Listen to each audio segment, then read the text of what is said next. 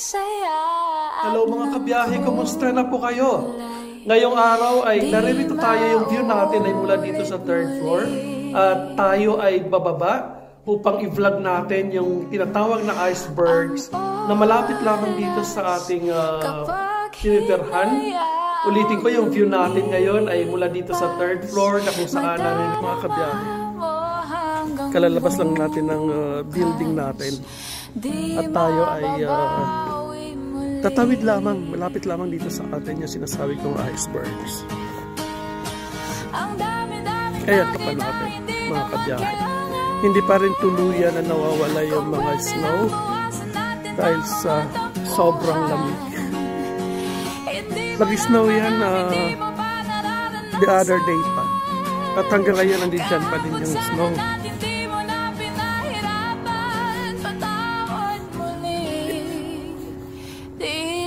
Lamig. Malamig. Ayan. Puro snow sa dinadaanan natin mga kabiyahe. Malapit na tayo sa may mga iceberg na tinatawag.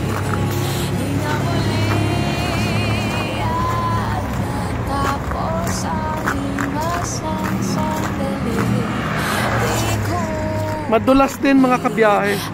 Madulas yung dinadaanan mo ay snow. Kaya dapat yung sapatos ay yung pang-snow din. Yung matataas yung spike niya. Kasi kung hindi, kung yung normal lang na sapatos, madulas talaga. Maaaring matumba ka or masaktan ka.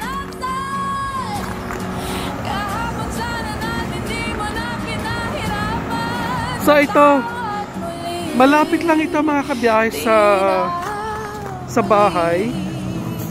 Tatawid lang ng kalsada. And then dito na yung may mga icebergs na nakita natin. Nandyan lang yung bahay, ipakikita ko sa inyo. Yan. Nandyan lang yung bahay. And tumawid lang tayo dyan sa may Shell gasoline station, yung kanto na yan.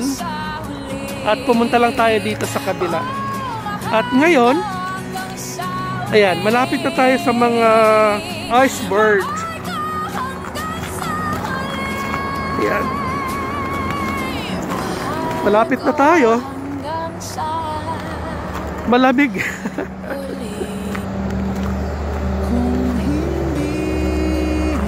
Pero sa ngayon nga, yung lamig na yan, ini-enjoy pa natin.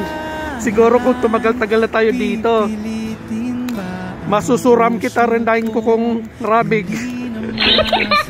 Ayan. Ito mga kabiyahe, yung tinatawag natin na iceberg. Ayan. Yung mga gabundok na mga ice. Ayan. Ito kasi inano ito mga kabiyahe, yung mga ice na ito, parang dinoldoser ito dito kasi parking lot ito eh. Parking lot ng Quan Lin Polytechnic University. Kasi pag hindi ito iipunin sa tabi, napakadulas nito. Hindi mahihirapang mag-park yung mga sasakyan. So ayan siya, oh. Inipon ng mga ice, tinambak sa tabi para magamit yung parking space. Ayan yung Quan Lin Polytechnic University. So ito yung tinatawag nating or sinasabi ko sa inyo na i-vlog natin yung mga icebergs na ito. Ayan. Again, ang purpose lang nito para magamit ang space na hindi delikado. Ayan, no? Binoldoser nila yan. Kasi hindi naman pwedeng walisin yan upang maitabi. Talagang gumamit ng isang makinarya upang maipon nila sa isang side ang mga ice or snow na naipon. Kasi kung hindi nila inipon yan, nakakalat lang yan talaga sa vacant lot, which is the parking lot ng Quan Linh Polytechnic University. So ayan, ikutin natin. Napakalawak itong compound ng Quan Linh Polytechnic University. Nasanay tayo sa Palawan State University. Ay, kita taga Palawan. Yan. By the way, ang oras natin dito ngayon nasa 10 o'clock ng umaga. Diyan medyo ka natin sa Pinas. Mag-alas 2 doon. Ayan. Iceberg. Grabe. Ang tagal. Halos hindi rin siya matunaw-tunaw kasi nga malamig din.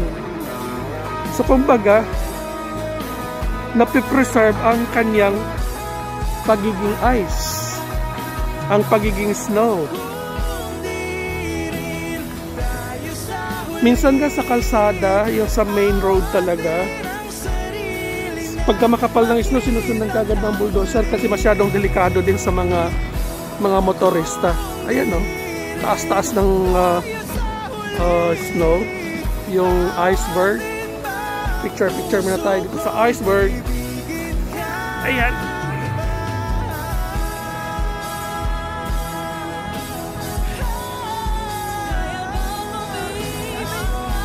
Okay. Yan no? Napakakapal ng snow na tinatawag.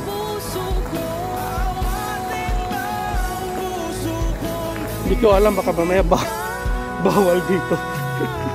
Basta pumasok ako dito sa kanilang parking area. Ayan. KPU, yung Quan Linh Polytechnic University. Yan. Tawid lang ng kalsada, doon na sa amin.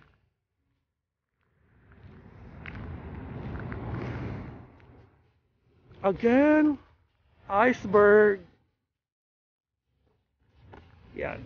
Ito kung aapakan mo ito, pathway, kasi ito napakadulas niyan.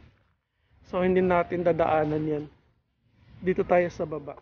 Yung natanggalan na ng ice.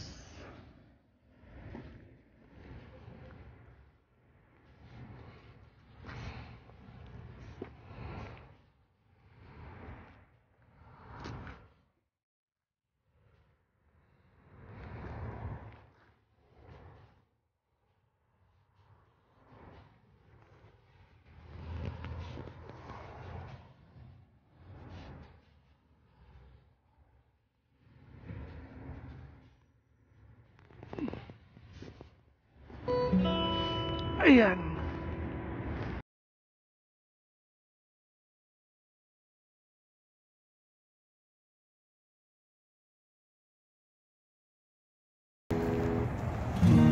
Panang biyahe ni Jules. By the way, kapag ganyan na winter season at nag-snow talaga sa isang lugar, kasi dito nga sa amin sa Suri, the other year nga daw walang ganitong snow eh. Ngayon daw sinasabi nga nila na mga Pinoy na nakakausap natin na palad nga daw tayo ngayon dahil naranasan natin yung ganito. Kapag pala matindi ang pag-snow sa isang lugar, yung mga sasakyan talaga nag-change din sila ng gulong na pang-snow. May snow tire din pala na tinatawag na ginagamit ng mga motorista at nang sa ganun makaiwas sa disgrasya. Imaginein mo nga kung ang tatakbuhin mo ay yellow or ice sa kalsada, ang dulas nun. So dapat mayroong ka ring gulong na panlaban doon sa snow. para ligtas sa anumang disgrasya. Ayan. Ayan ang sa side natin. And then, naglalagay din sila dito. Mapapansin ninyo, ito yung mga hiwalay na ito. Yan. Yung parang asin. Yan. After nilang malinis ang kalsada, lalagyan nila yan ng parang asin na yan. Para lang daw maiwas sa pagiging sobrang madulas na daanan. Kaya nga napansin ko din na parang wala na, nabawasan yung dulas niya dahil may naaapakan ka ng mga ganito. Yan. Yan pala. At ang sabi sa atin ay ang presyo nitong binubuhos na yan, ikinakalat nila na yan sa kalsada na parang asin, ay kapresyo daw ng bigas. So imagine yan yan. Especially doon sa mga dinadaanan talaga ng tao. Talagang nilalagyan nila. Una, lilinisin muna nila yung snow na kumapal na, and then pagka natanggal na nila, bubuhusan nila ng ganyan. May sasakyan din na talagang nagbubuhos ng ganyan. Ayan.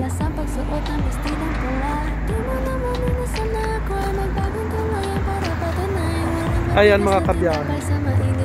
Pabalik na tayo sa bahay natin at ayan, naibahagi ko sa inyo ang actual na iceberg dito sa amin sa Surrey, British Columbia, Canada. Noon nababasa ko lang sa aklat napapanood ko lang sa balita ang iceberg na tinatawag. Ngayon ay na-actualan na natin ang tinatawag na iceberg. Okay mga kabiyahe, paalam muna sa inyo, and please stay safe, and God bless everyone. Bye. Darating ang mga